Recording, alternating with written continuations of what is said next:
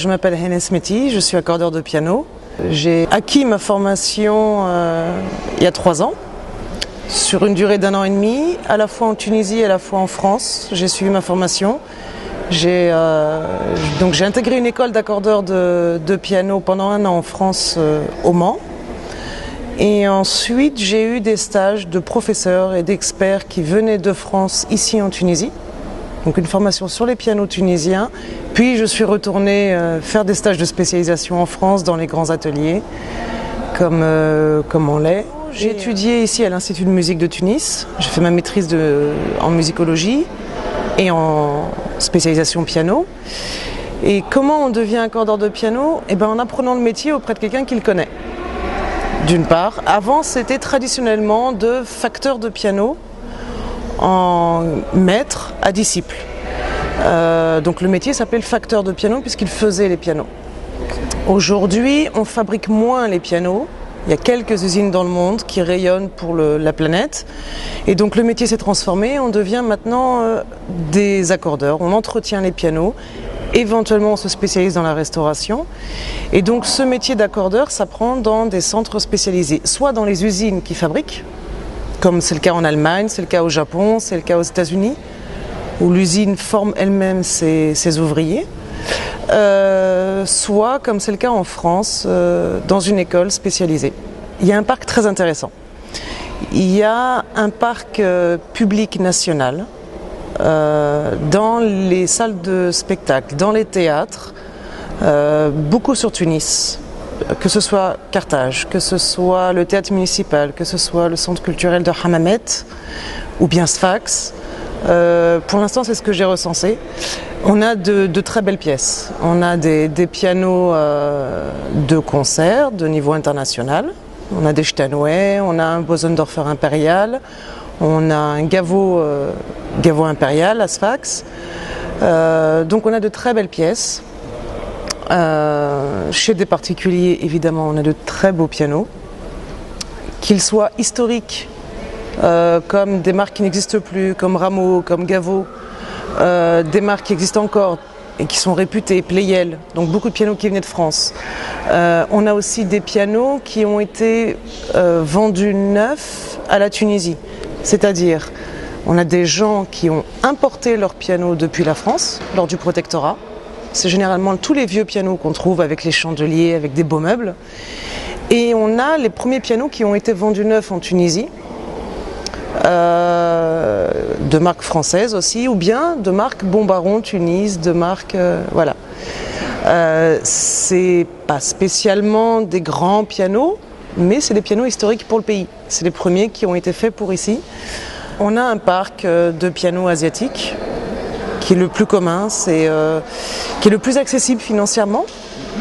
Voilà, c'est les pianos les plus récents qu'on trouve.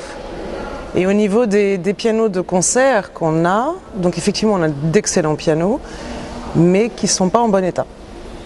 Parce qu'un excellent piano, pour être vendu par sa réputation auprès des pianistes, donc on annonce le modèle, on annonce la marque, c'est un peu comme les voitures, ça sous-entend une qualité derrière qui s'obtient par l'entretien.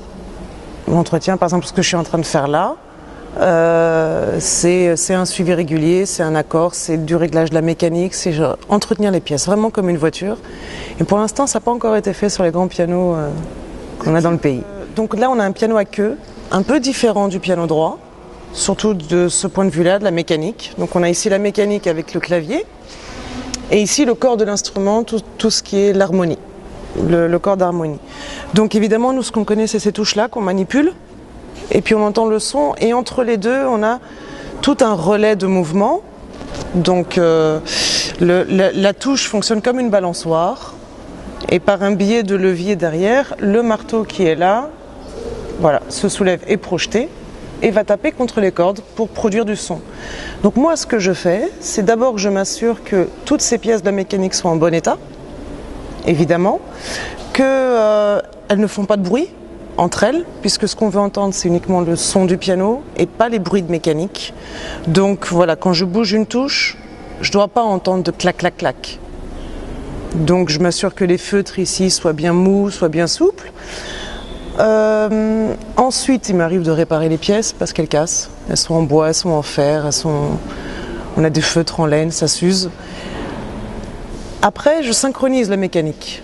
Je fais en sorte qu'elle fonctionne bien, que les pièces soient bien en contact les unes avec les autres, qu'elles ne soient pas bridées, et enfin qu'elles soient égales. Parce qu'on a 88 touches, le but c'est que les 88 fonctionnent exactement de la même façon. Pas l'une plus haute, pas l'une plus forte, et ça c'est un réglage à l'identique sur tout le piano. Donc tout ça s'appelle le réglage de la mécanique. Une fois que j'ai fait ça, donc ça c'est après les réparations, une fois que la mécanique fonctionne, on va s'occuper du son. Donc là, il s'agit d'accorder les cordes, d'accorder les notes.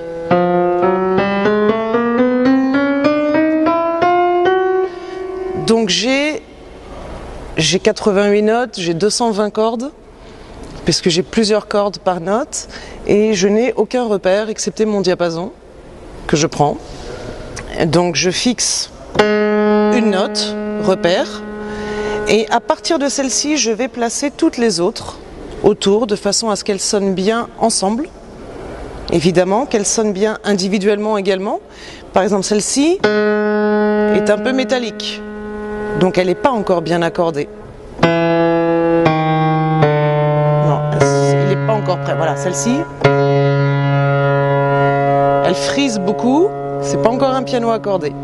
Voilà, donc accorder les notes, c'est mettre toutes les notes d'accord entre elles, en fait. Et la touche finale qu'on fait sur les pianos de concert, surtout sur les pianos de concert, c'est travailler la qualité du son. C'est ce que je suis en train de faire là, c'est-à-dire que mon marteau, quand il est ici, quand il tape les cordes, j'ai une touche, mais j'ai 3 cordes derrière, et je veux que, au moment où il va taper les cordes, il tape vraiment les 3 en même temps. S'il en tape 2 et que la dernière il la prend après, j'ai un son qui n'est pas joli. Le pianiste n'y peut rien, la salle n'y peut rien, ça c'est travailler le son, c'est travailler l'égalité sonore, ce qui va me donner un son très riche, très plein, très doux. Et ensuite, comme le réglage, je fais en sorte que toutes les notes aient la même intensité. C'est-à-dire qu'il n'y en ait pas une qui claque ou une qui soit toute molle tout d'un coup. Si je simule en jouant ma gamme, là je la joue normalement, mais on peut entendre parfois ça. Voilà, certaines plus fortes, certaines plus douces. C'est pas dû au pianiste, c'est dû au réglage. Et ça s'appelle l'harmonisation. Ça veut dire j'harmonise l'ensemble du son du piano.